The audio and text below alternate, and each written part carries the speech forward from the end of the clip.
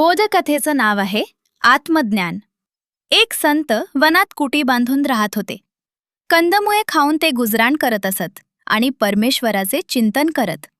वनातून जाणारा कोणी त्यांची कुटी पाहून थांबत असे तेव्हा ते त्याच्याशी प्रेमाने बोलत, जे काही जवळ असेल ते त्याला खाऊ घालत. एक दिवस एक तरुण त्यांना भेटायला आला. त्यांच्या बोलण्यानं तो प्रभावित झाला आणि त्यांचा शिष्य बनून तेथेच राहू लागला. संतांना त्याला तपश्चर्या कशी करतात याविषयी माहिती दिली. शिष्यानं गुरुच्या शिकवणीप्रमाणे वाटचाल सुरू केली. गुरु शिष्य स्नेहभावनेनं राहू लागले.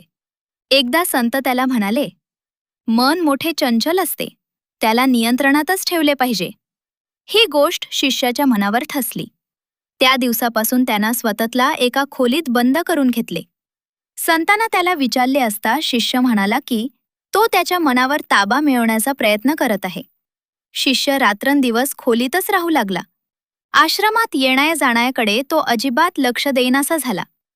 एके दिवशी गुरुनं शिष्याला खोलीचा दरवाजा उघडावयास सांगितले. गुरु आत आले, ते हातात एक वीट घेऊनच. गुरूंनी शिष्याला काहीच न बोलता ती वीट एका दगडावर घासायला सुरुवात केली. शिष्यानं विचारले की, गुरुजी, हे काय करताय तुम्ही?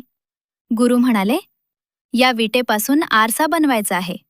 शिष्य म्हणाला, गुरुजी, असे कसे शक्य आहे?